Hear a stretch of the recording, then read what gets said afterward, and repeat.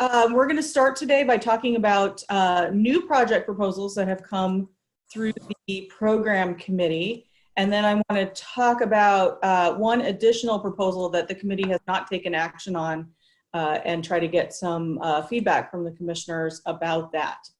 But we're going to start with the, that's the Partition Act issue, right? It's the Uniform Partition of Heirs Property Act. Right. Yeah, that's quite an acronym. Thank you for everybody who's here from that. It's really been my pleasure to hear about this over the last couple of months and to hear about it at program committee. And we're going to talk, give you some opportunity to talk about it so that the rest of the commissioners can be fully informed when we vote on whether to approve this new project. Great. So Commissioner Jayapal, that's your initial proposal and idea. Yep. So the floor is yours. Excellent. Well, thank you for being here. Of course, and thank you for taking this up. You know, as I told some of you in a couple of the other calls we've had, one of the reasons that I ran for office was concern about displacement in North and Northeast Portland. So I represent District 2 on the Multnomah County Commission. That's North and Northeast Portland and parts of East Portland. And I think many of us know that these are communities that have experienced displacement over the last decade or 2 decades. One of the things that I started hearing about on taking office was the problem of families who did own property in North and Northeast Portland losing their property by virtue of the fact that they died intestate, they had a number of heirs, and as you know, without the Uniform Partition of Heirs Property Act, any one of those heirs could sell the property at auction without notifying anybody else. And so as I started learning about that, I started researching what the options were and came across the Uniform Partition of Heirs Property Act, which seems to, in a fairly straightforward way, put up guardrails around the process that would help protect some of these families, and approached you all with the idea of adopting it. So that's really where I've come into it. You know, I think that it's hard to estimate how many families would benefit from this, but Dr. Bates can probably talk more to her experience in the community and stories she's heard. And really from my perspective, given everything that's happened in North and Northeast Portland, to communities of color, to the Black community in particular, if we can help 30, 50, I don't know what the number is, if we can help some number of families stay where their communities are through adopting this, it's a win. So thank you. I really appreciate your taking it up and appreciate the work you put into it. Thanks for being here, Dr. Bates. Did you have anything to add? Well, yeah. So just to confirm or to affirm, we've been working on our North strategy for the past 5 years. This came from a City Council report here in which this challenge continues to be very real for people as, you know, the city is trying to invest dollars into preserving people's homes physically who are older owners, and then there's this other piece that's missing, which is that financial preservation and the intergenerational preservation. Even in a lot of my research, talking to folks who are moving into subsidized rental housing, the reason that they're living in a rental housing now is because of family property loss. So they're, you know, and they're lamenting that not only for its wealth generation, but also for the stability that can bring. So I think this will have quite a bit of impact. Thank you. Susan, I think that you had some, Susan Gary, I think you had some familiarity with this proposal. Did you have anything to add about the technical mechanisms about how it works? Let's see, I could say a couple of things. I think the need for this has already been well explained. And I think, as the commissioner said, part of what this does is put brakes on things. It doesn't prevent people from selling property, but it requires notice to all of the people who are involved, all of the heirs who may be involved. And there's also a part of it that requires the court to provide a kind of look at what the fair market value would be. Part of what happens is that the property is undersold fairly substantially. So even if a family decides that they don't want to stay in the house, that they need to sell for other reasons, some of the research has shown that they're selling for a substantially reduced value. And so they're losing the wealth that had been built up in the house. So part of what the act does is to require the court to establish a fair market value. And then if there is a sale, that's kind of a baseline that has to be met. So I think there are a number of protections built in.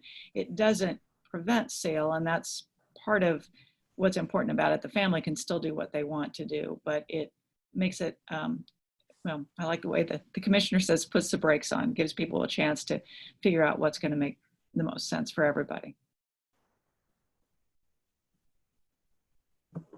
That's great. Are there any questions for any of our interested parties about this proposal?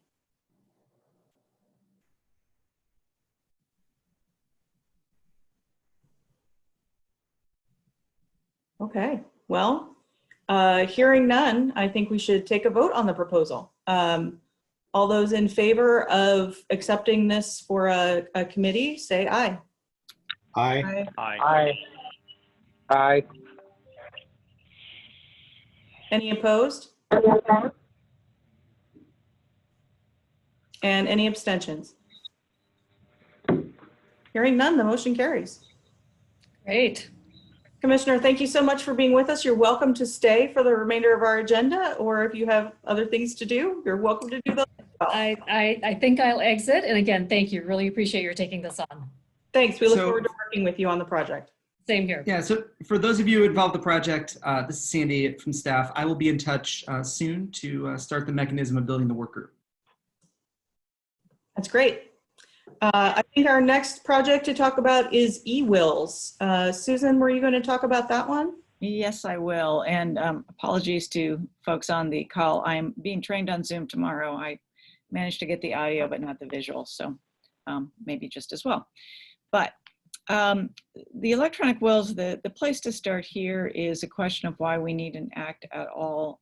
Two developments have happened that caused the Uniform Law Commission to draft a uniform act on electronic wills, and are the reasons behind the thought that Oregon should take a look at it. One is that people are increasingly using electronic documents for all sorts of purposes, and people have become accustomed to the idea that they can sign documents electronically and have those documents be valid. So people have been already attempting to make wills electronically and then execute them electronically, which is not permissible under current law. And then the second thing that's happened in some states, I'm not aware of this in Oregon yet, but it certainly could happen, is that some of the will drafting companies like willing.com have created bills to try to encourage legislatures to adopt acts that would, in essence, require the use of a company like Willing to have a valid will execution, and then that company would be receive compensation from the testator for maintaining the will.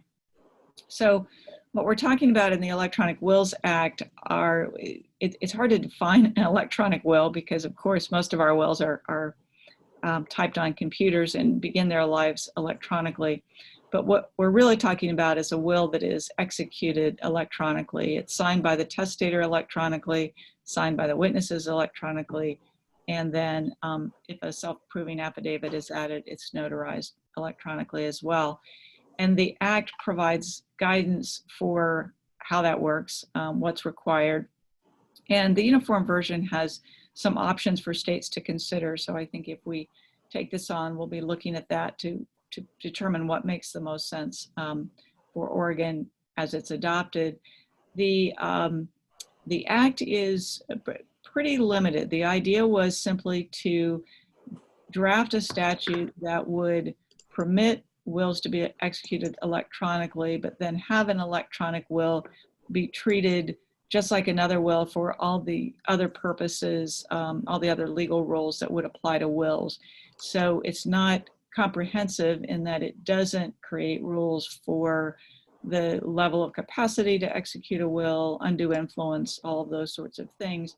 We're grafting this statute onto existing statutes that would cover those issues.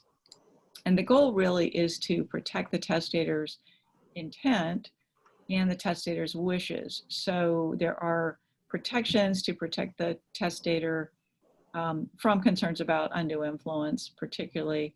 But at the same time, we are concerned with giving effect to the testator's wishes. If the testator has a will that the testator wants to be valid, thinks is valid, we do want to give effect to that. So that's kind of what it's about. Just for those of you who don't know, I served as the reporter for the Electronic Wills Drafting Committee at the Uniform Law Commission.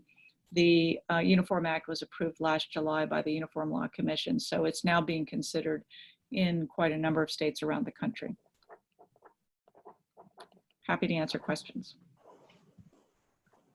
Susan, my sense from when we spoke about this before was that you anticipated this being a relatively simple and short-lived work group. Is that right? That's right. It's a very much a streamlined act. I think the issues to consider can be considered relatively quickly. That's great. Does anyone who's on the line have any questions for Susan about this proposal? Professor Gary, it's Mark Comstock. Have you run this concept by any sitting circuit judge for potential concerns about being able to verify capacity and know what's going on, having the testator know what's going on in this electronic act? I know that I got, shall we say, some blowback on the e-notary act when it was coming by. Just want to know if we're looking at significant headwinds. Interesting. No, I have not yet done that. Our work group will certainly include either representation from the probate judges or just reaching out to them. They've always been involved in the probate modernization project and have had some concerns along the way with that.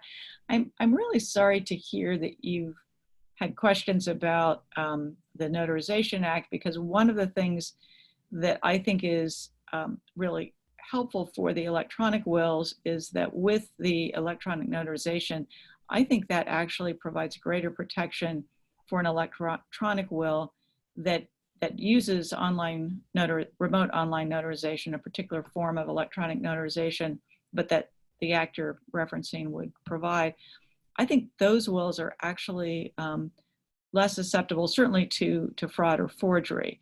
The undue influence question came up a lot in our discussions on the drafting committee, and what we concluded was that undue influences exist, and it's pretty easy for an undue influencer to get an elder person to sign a paper will. I don't think this is going to change that, but I would guess that our probate judges may have some concerns. So yes, we will be talking to them. Well, and you've evidently heard my sales pitch to the circuit judges that I talked to assuage the fear that this is going to result in fraud in a rampant manner. So I think I've diffused most of that concern. I'm still working on the DAs a bit, but there is a concern out there. Good. Well, I will let you smooth the path for us. Okay.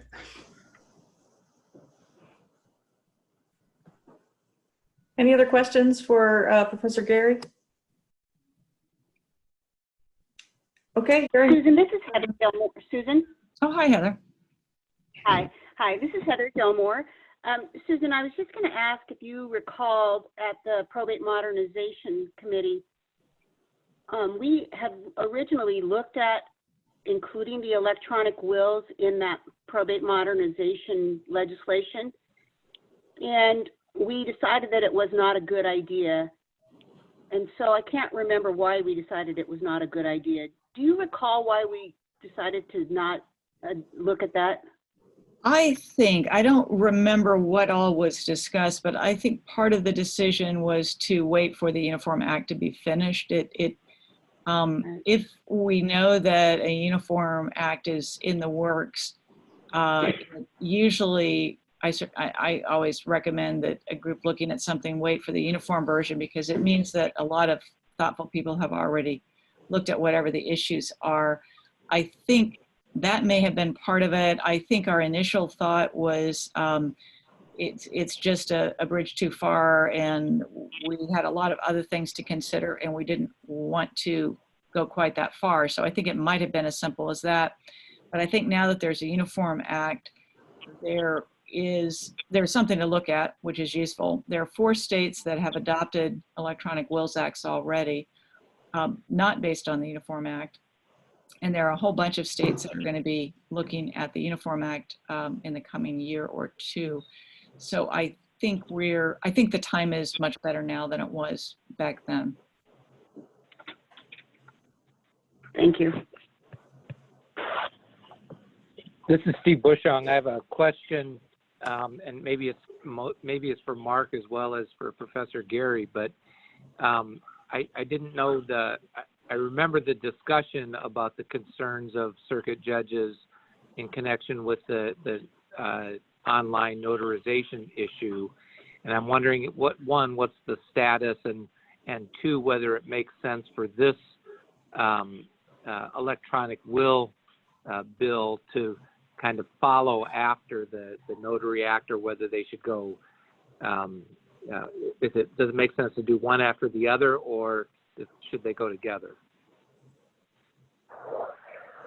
I'll jump in on the e-notary.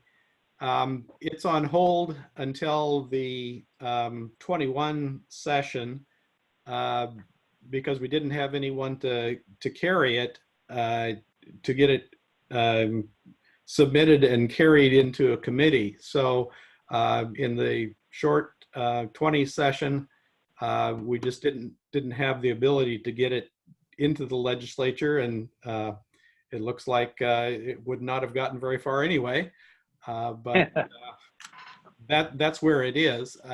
I think that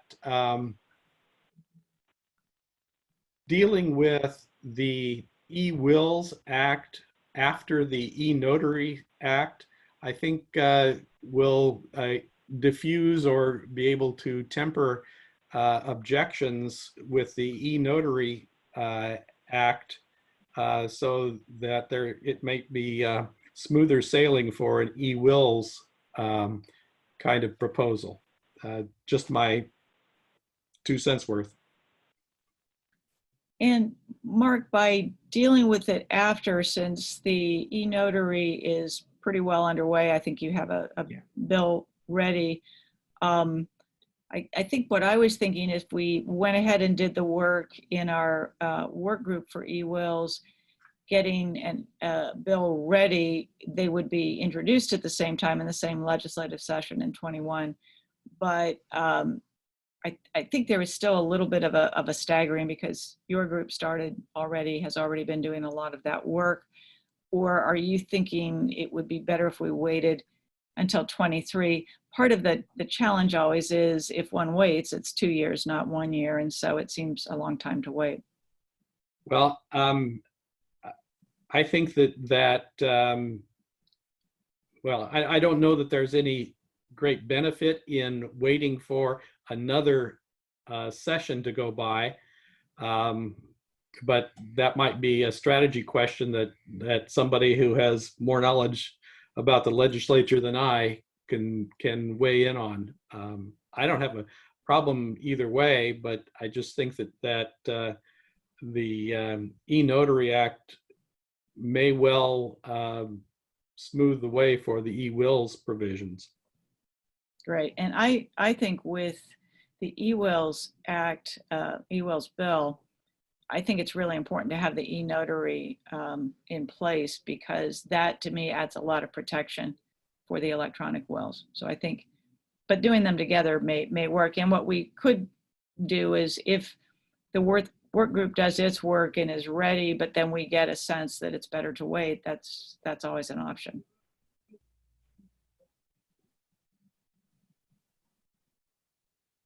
That makes some sense. Any further questions for Professor Gary about the eWills project? Okay, well, hearing none, let's take a vote on whether to. PK, sorry, I apologize. Yes. Really quick. I just want to make sure, have any other commissioners joined since we started the discussion about the eWills Act? I was just making sure. Great. All those in favor of taking the project, say aye. Aye. Aye. Aye. Aye. Any opposed? And any abstention? Okay, hearing none, that motion carries as well. I wanted to raise a question or a subject for the group about another issue that the program committee discussed in its meeting last month. And that was the proposal about child custody and parenting time that we discussed in our last meeting. And the program committee decided not to take action on that project at this time, not because it thinks that it's a bad project to do, but because we had some doubts about the scope of the project, and we needed to take out a little time to think about how that would be structured so that we would have some definite limitations around the outside of that project.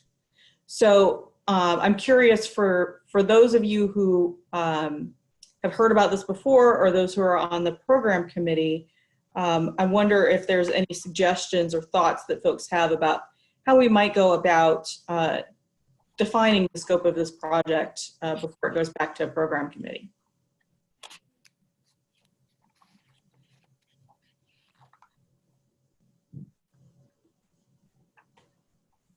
Jana, I think we have you on the phone as well, who have been the proponent of the proposal.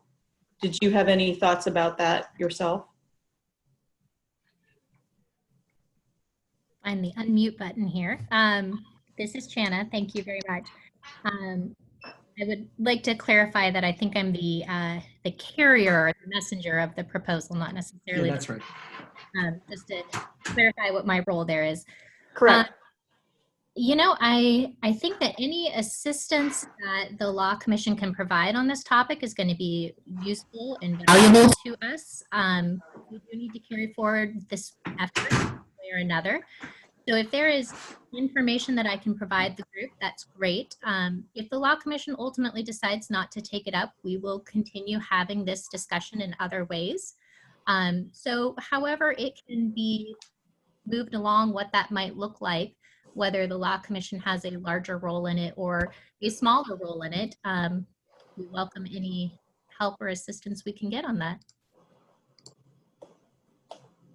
I wonder if it makes sense to have a couple of commissioners and maybe Sandy meet with those folks who actually are the proponents, if you will, of the proposal to try to talk about it a little bit more. And that way we might have some Law Commission type heads who would think about what those proposals ought to look like, as well as the folks who have become more of the subject matter experts over time.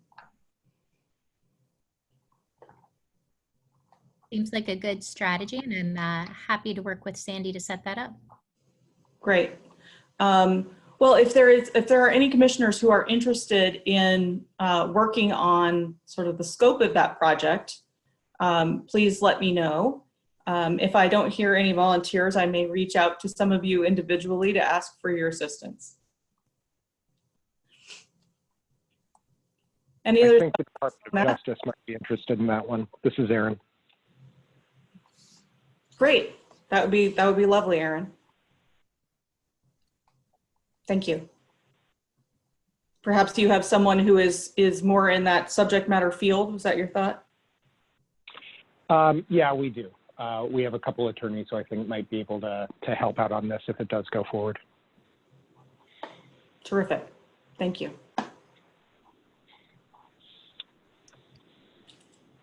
Sandy, was there anything else about new project proposals or anything that we discussed at the program committee? No, those were the three that we discussed. So we can move forward with ongoing statuses. Great. I think the first one is LLC. Is Valerie here? I am. Hi, Valerie. Tell us what's going on Hi. with. Yeah, no, thank you guys so much for the opportunity to come before you virtually, I guess, and tell you what we've been working on and sort of where we're going with this. As you know, we came before you last year to have a conversation about getting this whole project started and constituting the work group, which we've done. And we were fortunate enough through Davis Wright's connections and John DiLorenzo's connections to get to talk with a fellow who spearheaded the Washington process, which took them somewhere between 5 and 10 years. So I'm feeling really good about our progress so far. So we were talking about what steps have we put together, and we put together a process. We went through a couple of different iterations of how to approach, going through the Model Act. And I think we found one that works really well in breaking it up into the articles and then assigning people articles to sort of lead the discussions on. And PK, thank you so much for coming to our last meeting. I think that was really nice that you were able to attend. Thanks for having me. It was a pleasure and to watch you guys work. Yeah, thank you. And so I think it's really been great. We've had some really fantastic discussions. We are all the way through Articles 1 and 2, which it doesn't sound like a lot, but there was a lot of substance there. We had really good feedback from Secretary of State's office and other folks on, making sure that we're not creating things that are unduly burdensome for them and that will work with our existing systems. So those discussions have been great. I feel really good about the progress that we've been making. And so now we're in Article 3, which is talking about how the members and managers deal with the company, and then we'll talk about how the company deals with the outside world. So we're making good progress through the Model Act. So John organized or coordinated a meeting with Dexter Johnson and Sean Brennan, too, at Legislative Counsel's office earlier this year to make sure that our work product was going to be, in the format that's useful for them, so that as we're going through this, we're being cognizant of what they will need in their process. And I think at this point, we're shooting for the 2023 session, which seems very far away, but is also very close when you start thinking about all the deadlines involved to get there. So I think we're making good progress towards that. And then Susan Gravy with the bar did a great job, and she coordinated a meeting that we're going to be having with the staff of the Judiciary Committee, just to make sure that, we're all on the same page about what this is going to look like and how to prepare people for the proposal when it comes before them for that session. So I think that, we've made really good progress to date. We're shooting for 2023.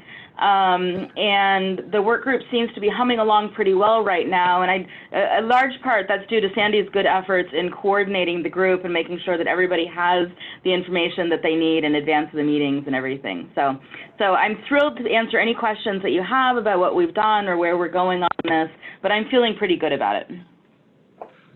Madam Chair, this is DiLorenzo. Can I chime in for a second? Of course. Welcome, John. Thank you. Sorry I was postponed. I just want to say that how appreciative I am of Valerie and the time she's devoting to this. She's become our discussion leader, and we couldn't do this without her. And Valerie, I just want to give you some recognition within the group that you're just doing a bang-up job, and I'm very appreciative, and I think we're going to have an excellent work product at the end of the day. Great. Yeah, I hope so too. And thank you so much for those kind words. Yeah, I need to echo that. There are, believe it or not, a lot of very passionate views about LLCs, and Valerie's doing a good job helping all of them be heard and yet still moving things along in a productive way. So big kudos to you, Valerie. Great. Thank you. Anything else on LLC modernization? Okay, let's move on to probate modernization. Yeah, I'll start the conversation. A couple things to touch on in this group. The first, a really short update. There was going to be a couple technical fixes that were part of the 2020 session, Senate Bill 1547. This was one of the many bills that was not able to go through because of the status of the session. We'll attempt to do those fixes in the 21 session.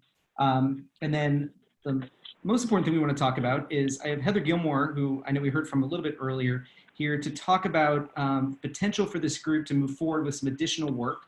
It would be a part of the probate modernization group. So my understanding, it would not have to be approved officially because it would be a continuation of that group, but it would be working on another section of Oregon law. And Heather was gracious enough to come today to talk about that.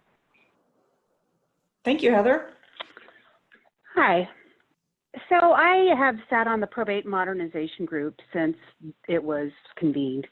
And as we were working through the modernization of the probate code, we kept having to return to Chapter 111 to talk about how the probate code, other sections, integrated with the process and procedure contained in ORS 111, because ORS 111 is essentially process and procedure, jurisdiction, venue, those kinds of things for the probate code. And so we were waiting until much of the probate modernization work was completed to look at what 111 should do. And as part of that, making sure that 111 not only became relevant for how probate is currently practiced, because the current 111, there's a lot of misunderstanding about how 111 works, because it constantly refers to hearings that are almost always done by ex parte, and it refers to hearing dates for notices, and of course there's no hearing to commence the notice. And so lawyers who do sophisticated probate work know how to do it properly, but it can be confusing for both the public and newer practitioners. So as part of that, Jennifer Todd and I went through ORS 111, and we drafted changes to it to make it comply with current practice, and also to update it to comply with the changes that have been made through the probate modernization group. And then we ran it through several practitioners, including Rob Dorzinski, who does just a really high level of probate practice, and then two probate litigators, Matt Whitman and Brooks Cooper, to talk about, does this work? You may recall that several years ago, ORS Chapter 125, which is the chapter that affects guardians and conservatorships, it was modified, and it was modified in a very simple manner to simply say that all of the Oregon Rules of Civil Procedure apply in ORS Chapter 125 proceedings. But we couldn't do something that simple in probate because, for example, in regular litigation and in guardianships and conservatorships, you file a petition like a complaint. But a petition for probate isn't really like a complaint in a civil case. And so we had to carve a lot of things out. And so you'll see what we've done. I think everybody got it as an attachment. And the first thing that we did was we got rid of all of the historic information in 111. For example, probate used to be a separate court. It was not part of the circuit court. And in some counties, I think it's Gillum, Harney, Malhauer, Wheeler, in some counties, they retained their probate courts that were governed not by judges, but by people in the community, frequently not lawyers. And so all of that has substantially been updated. So you'll see that the old reference to the term probate court, which referred to these non-circuit court judges, those have all been deleted, because we don't have that anymore. There's no reason to continue those historic ideas within the probate code. And so then we talk about what the probate court has the power to do. Lots of lawyers assume that the probate court has powers to do things, their general equitable powers, but it's often helpful for both the public and lawyers to have a laundry list of what can the court do. And so we've tried to spell that out for people so that they can see what it is that they can ask the court for and what statute applies. Excuse me. We've also gone through and tried to be as clear as possible about how the process of probate works, because in the past, the statute literally said something like, there's no standard form or procedure. And we have taken that out and we have identified how form and procedure occur. And then we have defined when the ORCPs and the Oregon Evidence Code apply. And that is when things become adversarial, and then it describes what it means to become adversarial. At that point, all of the ORCP rules on timeframes for motions, et cetera, those come into play. But until it is adversarial, it remains the standard rules for probate. We have added a section about who has the right to appear and represent people. For example, you can have a probate that has minor beneficiaries. They get notice.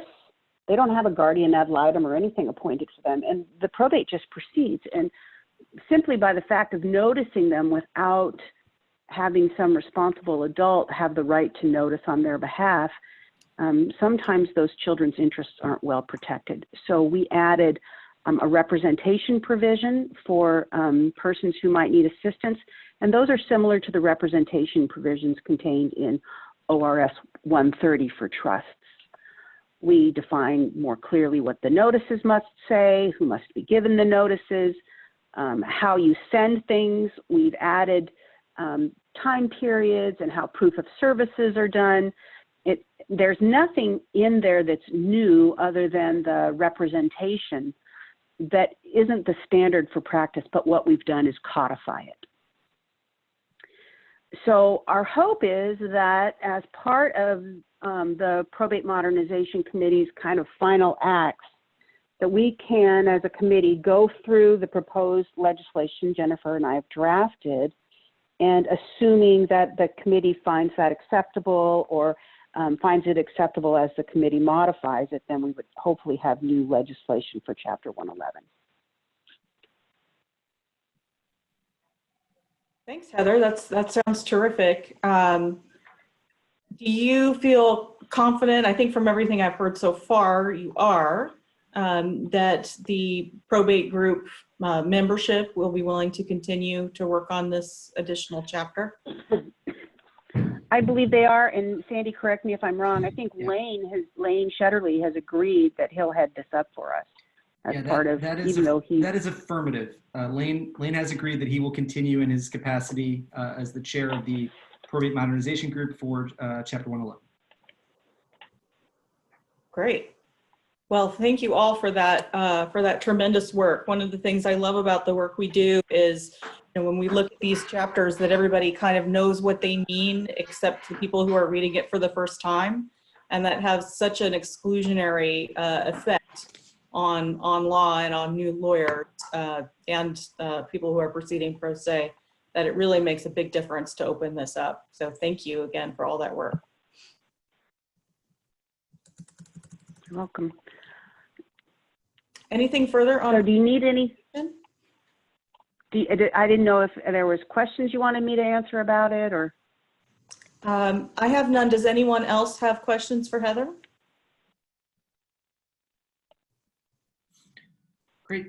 Heather, this is Sandy. I'll be in touch with you and Lane and Jennifer and others to get the group reconvened, likely remotely at this point, but as soon as we can.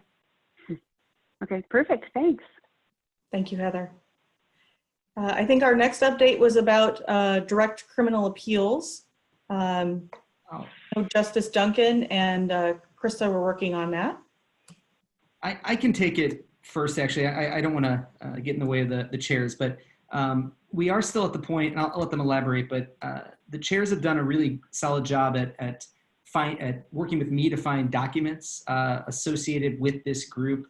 When there was a past direct criminal appeals group that did quite a bit of work and very specifically left this and one other topic to actually work as a separate group. So there is some documentation. There's been some work done from a past fellow when it was at Willamette. on what the issues are in Oregon. And Justice Duncan and Krista have also identified organizations with membership who should be a part of this group. Our staff has been working to pin down who's going to be members from those groups, and we're still trying to do that. Due to some unforeseen issues, we're having a bit of a delay forming that group, but everything is moving forward, and we really do hope to have that group convened as soon as we possibly can. And then I'll allow the chairs to say anything else. This is Becky Duncan. Thank you, Sandy, for all of the work that's been done on it. We are pulling together the membership and understand the delay, but we appreciate the work that you've done trying to find folks who will serve with us on the committee. And I think your report is the current status of the project. And this is Chris, and I don't think I have anything more to add. Again, thanks for your work on this. And just for the record to clarify, we're talking specifically about direct appeals from justice courts or municipal courts in this. Yes. Great. We'll look forward to having that project move forward and hear a little bit more about it in the future. Sandy, what's going on, and Keith, with our e-hearsay project? So I'm sorry, Keith? Yeah, I'll just do the 40,000 foot level, and then you can drill down into the draft, which was circulated with the minutes earlier today. So the background on this is that there has been some discussion about whether our evidentiary rules are sufficient to address electronic documents and electronic information.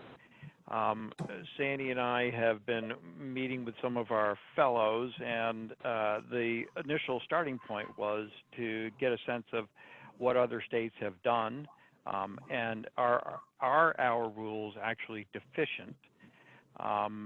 Because obviously if they're not deficient, we don't want to just step into a landmine. So what we have is the fellows have done some initial research. That draft is in your mailbox. I have not read it because it was just circulated earlier today. My plan would be to dig through it and then circle back with the fellows and Sandy, and then we'll get a much better sense of what the scope of the problem is. Sandy, anything else you want to add? No, just to be clear, the reason I sent it out today is they've been, the fellows have been working on this for a while, and this is never intended to be a final draft. But I did want to at least show the commission their work so far, because it's been really impressive. We've probably met 6 or 7 times at this point and continue to give different assignments. If you take a look at the document, they've really gone through the potential issues having to deal with electronic evidence and e-hearsay in Oregon, looking through and there are at least 3 ways that different states have sought to accomplish some sort of consistency in that area, and you'll find that in the document as well. The goal is to have a final document that's presented and authored by Maddie Larong and Talitha Randall, who are the 2 fellows, at our next meeting, which hopefully will be sometime in the early summer, where they'll have the opportunity to present that. And then the idea for this project for a while now has been, at Keith's direction, using this document then to find folks who are interested in serving on the work group, using this as a guide. But that's where we are right now. Sandy, do we know how much longer Maddie and Talitha will be able to work on this project?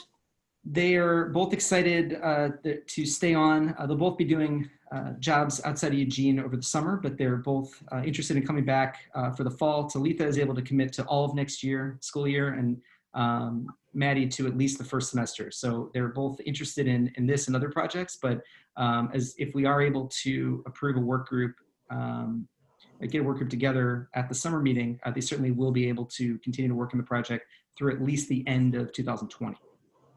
That's great. Please make sure to send our thanks to them for all their hard work. Thank you, PK. Anything further on e-hearsay? Okay. Our last update is on notarial acts. And Mark, I know you were talking about that a little bit earlier. Is there anything else to add? I don't think I have really much else to add. We have a completed bill. I think it's ready in LC format, and we may need to tweak a date or two in there. But other than that, I think it's ready to get submitted if we've got somebody to carry it through, and I hope that we can get something for the 21 session. So I think we're ready to go on that one. Do you think there's any more roadshow that needs to be done to introduce the idea? We did put postponement on the roadshow that we were going to offer to circuit judges, DAs, and anybody else that was interested in this. I'd like to do that, certainly. I think probably sometime towards the fall, but that's just a guess on my part. So, go ahead. Mark, I don't mean to interrupt, but I spoke to Chana from from the Judiciary Committee today, and we do tentatively have a spot to do a presentation to, at the very least, the Senate Judiciary Committee, and hopefully both, at some point during May legislative days. Now, it's possible that due to the legislature's schedule, that could be changed, but I'm going to convey that information to our partners and members of the group who are going to do the presentations at that time. And if they are able to come into the state, again, everything about travel is in flux right now, but if we are able to, we're really gracious to, the committee has been very gracious to us to provide us some time at that meeting, assuming it takes place. So it looks like May for the committees, and then we can also work on showing that to judges and other interested parties, either at that time or as we move forward in the process. Well, that's earlier than I thought. It'd be great. That sounds awesome. Anything further on the notarial acts? Okay. The next thing on our agenda was the new project proposal on which there was no action from the program committee. We've already talked about that. Yeah. So I'm just going to skip over that agenda item and go to discussion of the collaborative law project. And just to introduce this topic, as many of you know, the commission had decided to accept a project proposal on collaborative law. That happened several years ago while the commission was still housed at Willamette. We've tried to get that project off the ground, I think, a couple of times, and there does not seem to be a great deal of interest among the commissioners in heading up that project. As you know, it has been our general policy to have a commissioner head up that project. From my way of thinking, it's not terrific form to accept a project and then have it languish. And I would much rather have a discussion about whether or not we either want to put resources and time behind that project, or whether we want to, if you will, dismiss it as improvidently granted and allow others to take up that subject. So I'm curious whether there are any thoughts on this subject, whether there is any interest that I have not been aware of in collaborative law, and what folks think of this in terms of sort of a general policy process for the commission.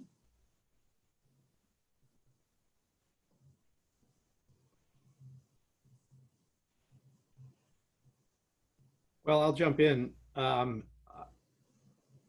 was lukewarm when this came before the commission as a proposal, and I've not warmed up to it. It's just a concept that I think is so far out there that it really is, I think, a problem. And at least from my standpoint, I think a commissioner who takes up the work group needs to at least be somewhat positive about the proposal to be a champion to make it come through. And you know, from myself, I'm just not that person. It's lukewarm at best.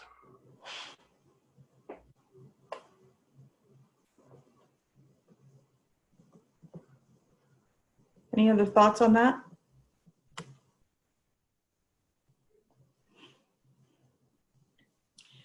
Well, I think I'd like to at least throw out the motion, if I'm allowed to, as the chair, Sandy. Sure. That we that we take back our approval of that project and let the folks who are really passionate about that work continue it in a different venue. Does anyone have discussion about the proposed motion? PK, this is Steve Bushong. Could you maybe summarize, or maybe Sandy could summarize kind of what our thinking was in the first place when we said okay to this proposal? So I may, Judge Bushong, I actually was just, it was my first program committee I had just started. That this project had actually come to the commission through, and I know there was some partnership with the Bar Association. I don't know if Susan or Amy has anything to add, who are still on the call, about this project specifically. I know that there were a couple attorneys who were very passionate about it. It did take a while to get approved by the program committee and the commission. It was approved in 2018, but as PK said, it has not had any interest soon. Susan, do you want to give any comments on it? Hi, this is Susan, and I'm trying to figure out how to get situated so my camera can show my face. I'm sorry for that. This is a proposal that came not from the bar, right, but from a family law practitioner. And your camera's down. I know, I can't, I don't know how to make it work. I have to be on my knees to have you see my face. We can also just do audio if you want. Don't worry, Susan. But the proposal came from a family law practitioner, and we worked really hard to iron out some issues with it. Frankly, you can do collaborative law now. People do it. The issue is whether or not there has to be a rule of professional conduct change, and there does have to be a rule of professional conduct change. It can't be done by statute. And there are a lot of things in progress right now, frankly, in terms of other ways to unbundle or unpack representation. So from the bar's perspective, the proponents really wanted to make sure there was something in statute, and we will work with them and work with the Law Commission if that's the route you choose to go. It's just very important to make sure that there is a rule of professional conduct change, and that regulation of the practice of law remains with the court, Supreme Court, not in statute. That's a road that we really don't want to go down because it's kind of a slippery slope, if you will. So that's a short thumbnail of where it stands. I know the proponents were pretty, right word, enthusiastic. Yeah, thank you, Susan. And I don't know, Mark, you already spoke on it, but are there any other members of the commission who predated my employment who know more about the conversations that occurred when this first came to the commission? Because it was before my time.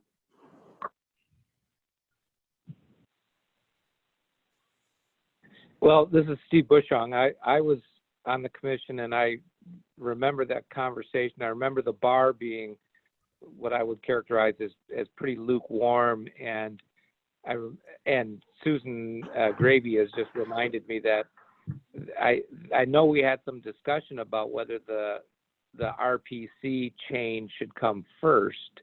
Okay. I'm still not altogether clear that we should be looking at legislation that's dependent upon an RPC change.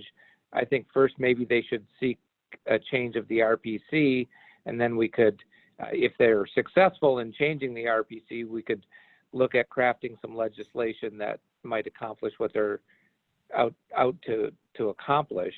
At least those are my thoughts. I think we all kind of were sort of okay, maybe we'll take a look at this, but I don't think anybody was all that enthusiastic about it. And we did want the work group to, if we were going to take this on, to work with the bar and figure out whether or not it made sense to go forward with legislation first or an RPC change first. At least that's my recollection. Susan, maybe you can help me if I'm remembering incorrectly. Judge Bushong, you hit the nail on the head. That's exactly the conversation.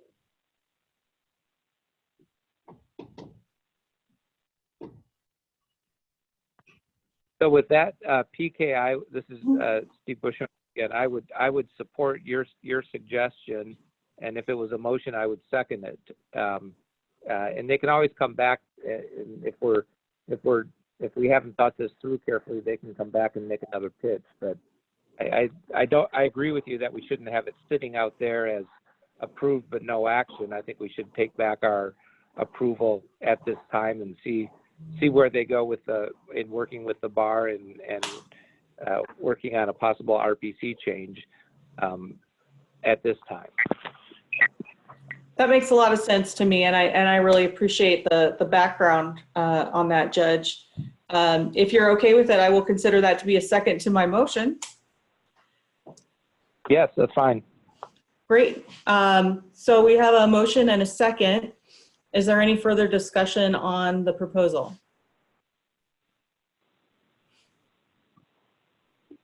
Okay, hearing none, we will proceed to a vote. All those in favor, say aye. Aye. Aye. Aye. Any opposed? And any abstentions? Okay, the motion carries. Sandy, will you loop back with the folks Yeah, on that? I will. Thank you. Our next item for discussion is review of the policies and procedures. And when we put this on the, I had actually removed it from the agenda earlier in the week. I thought that would be a better collaborative process if we were ever able to meet in person due to a couple pieces of it. So I just made a decision to move that to the next meeting if we're hopefully able to meet in person at that point. Good, that sounds perfect, because I was just wondering what the heck that was about. So more perfect. So the last thing here is future meeting planning. Sandy, what do you have for us? Well, as everyone here knows, we're in quite a bit of flux in terms of the ability to meet in person. You look at the news, we're in an unprecedented situation, as everyone is aware, and so luckily the commission, and I'll touch on work groups, we're very lucky to have a Zoom account and the ability to do remote meetings. Most of our work can be done remotely. The LLC group did choose to cancel its upcoming meeting in March, but we do still have the April meeting on scheduled. It's really going to be up to local authorities and of course state authorities and whether or not we'll be allowed to meet in person, but also the comfort level of the membership. Again, I'm always happy to host meetings remotely and use and serve as the convener in that way. But so that's just an update overall on scheduling and work groups and how we're going to work through the current health situation.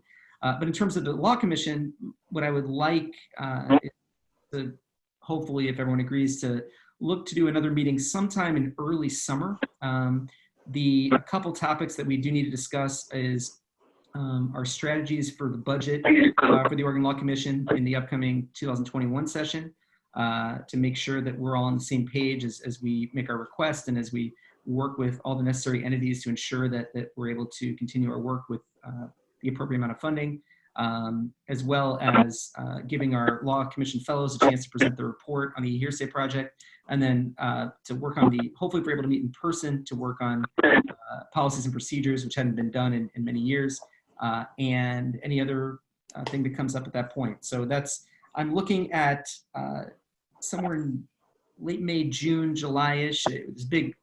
I'm leaving a lot open because frankly, it would be preferable to meet in person. I think everyone would agree, but at this point, I don't feel comfortable even guessing when that's going to be the opportunity to do so. Sandy, this is Steve Bushong. Yes.